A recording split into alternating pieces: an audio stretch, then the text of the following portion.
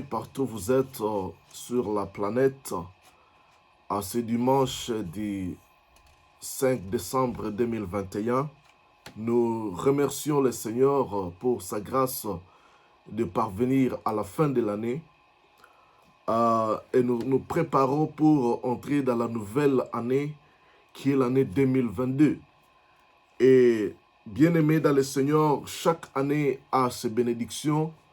Et tu dois évaluer ta vie, comment tu as marché, le progrès, ce que tu devais faire, ce que tu n'as pas fait, ce que tu as réalisé cette année. Mais mon topic aujourd'hui va plus se concentrer sur 2022. Et bien aimé dans le Seigneur, laisse-moi te dire que chaque année est porteur de sa bénédiction. Cette année, j'ai beaucoup de bénédictions à raconter. Je vis le Seigneur m'aider, je vis le Seigneur me soutenir et me faire grâce dans beaucoup de domaines. Il y a beaucoup de choses que je devais réaliser mais que je n'ai pas réalisé.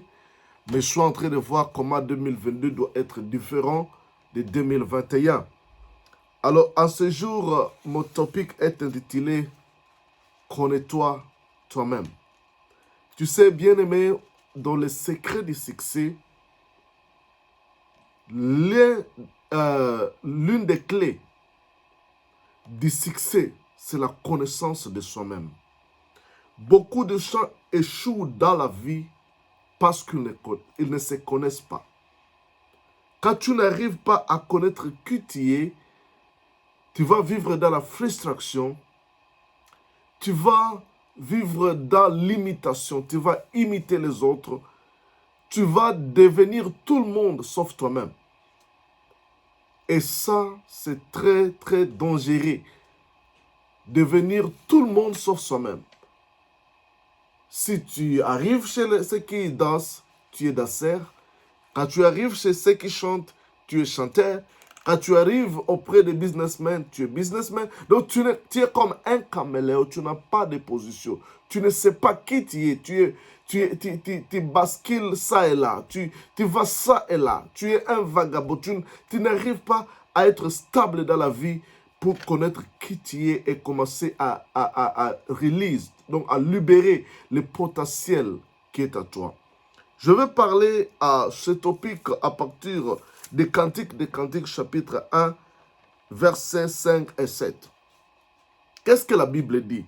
Je suis noire, mais je suis belle, fille de Jérusalem, comme les tentes de Kédar, comme les pavillons de Salomon. Verset 6. Ne prenez pas garde à mon teint noir, c'est le soleil qui m'a brûlé.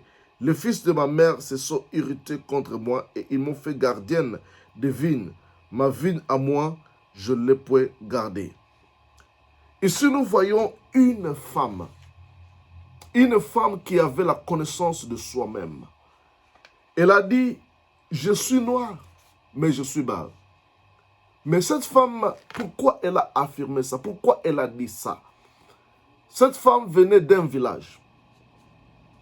Cette femme venait de quelque part. Arrivant dans la ville de Sion ou de Jérusalem, elle a trouvé des femmes. La ville de Jérusalem, c'était quand même la capitale d'Israël. Là, il y avait des femmes raffinées, les femmes citadines, les femmes qui ont une certaine classe. Mais elle venait du village. Et ces femmes ont voulu se moquer d'elle, en disant non, voilà, regarde cette femme, elle est noire, elle n'est pas raffinée comme nous. Mais cette femme a dit, ne prenez pas garde à mon teint noir. Je suis noire, je suis belle. C'est-à-dire, elle avait la connaissance de soi-même, elle avait l'attitude de confiance, elle avait la confiance en elle. Elle a dit, je sais qui je suis. Ne se moquez pas de moi, je ne permets pas que vous puissiez dire de n'importe quoi sur ma vie.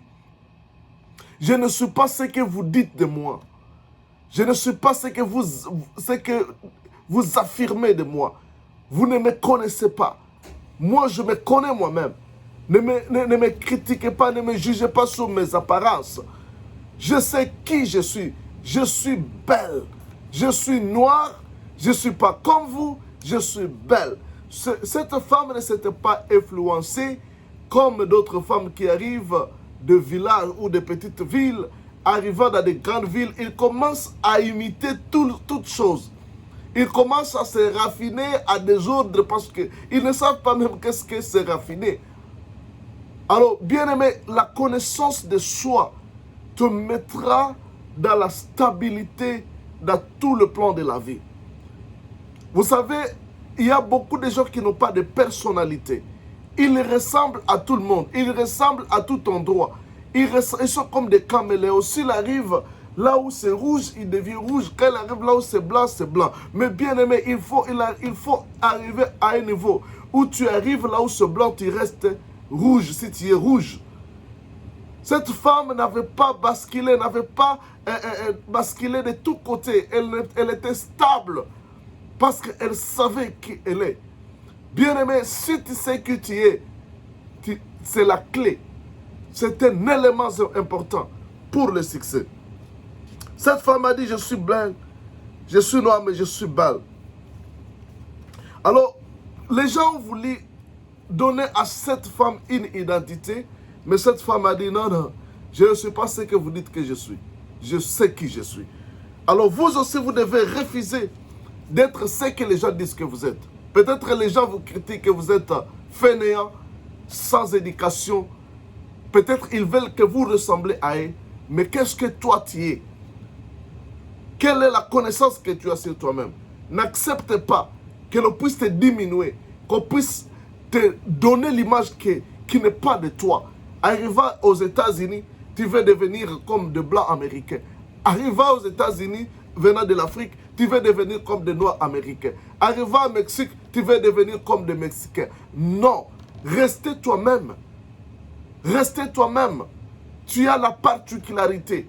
Tu es toi-même. Tu es unique à soi. Voilà pourquoi même ton fingerprint n'est pas, c'est l'unique. Ton empreinte digitale est unique. Il n'y a pas des empreintes digitales de vôtres. Quelqu'un peut imiter ton signature, mais il ne peut pas imiter ton empreinte digitale. Parce que tu es le seul, tu es unique dans ce monde.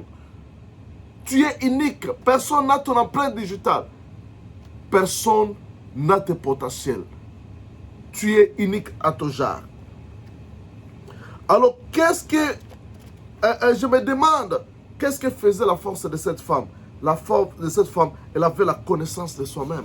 C'est ça, ce que faisait la force de cet homme. Bien-aimé dans le Seigneur chrétien, pourquoi beaucoup de chrétiens arrivent à échouer dans la vie? C'est parce que nous ne nous connaissons pas. Nous n'avons pas la connaissance de nous-mêmes. J'insiste sur ce point.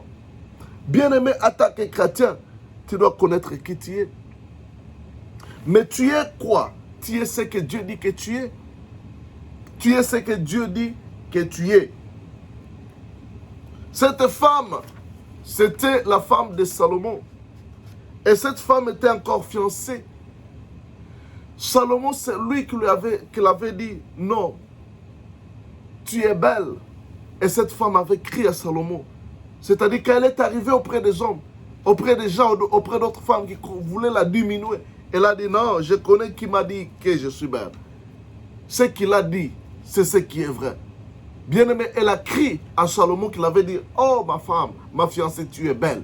Et elle est allée avec ce message, avec cette image, avec cette parole. Et elle a commencé à confesser que je suis belle, que je suis belle, je suis belle, je suis ce que mon mari dit que je suis. Alors toi aussi, bien-aimé, tu dois apprendre à faire confiance à ce que Dieu avait dit concernant ta vie. Qu'est-ce que Dieu dit concernant notre vie? Si vous lisez dans Apocalypse 1, verset 6, la Bible dit que nous sommes sacrificateurs et rois pour notre Dieu.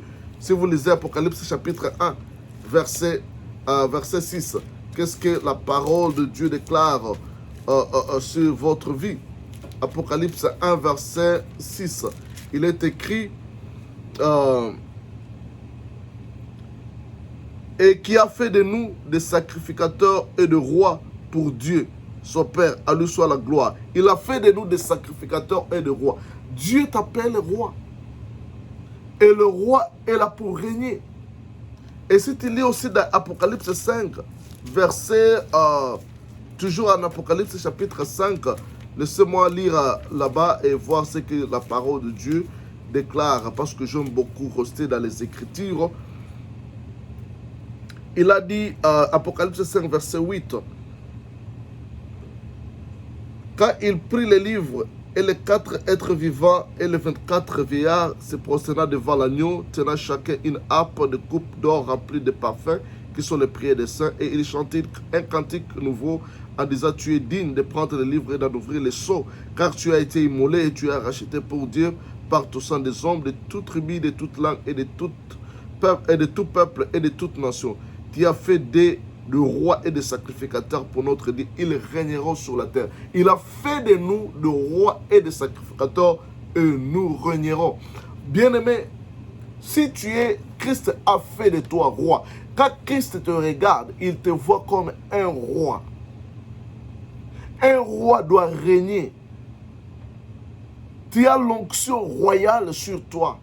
En tant qu'enfant de Dieu, tu es un roi. La parole de Dieu qu'il déclare qu'il a fait de nous de rois.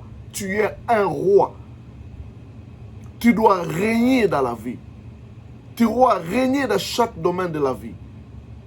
Le règne est au partage. Tu dois régner dans le domaine financier. Tu dois régner dans le domaine de ton talent. Peut-être tu es chantre. Tu dois régner dans le domaine de ton ministère. Peut-être tu es pasteur, tu es prophète, tu es évangéliste, tu es docteur.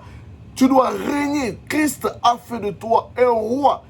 Et le roi a pour rôle de régner sur la terre. Connais-toi toi-même, tu es un roi. Christ a dit qu'il a fait de nous de rois et de sacrificateurs. Et un roi a pour rôle de régner. Que Dieu vous bénisse. C'était la première partie de notre enseignement.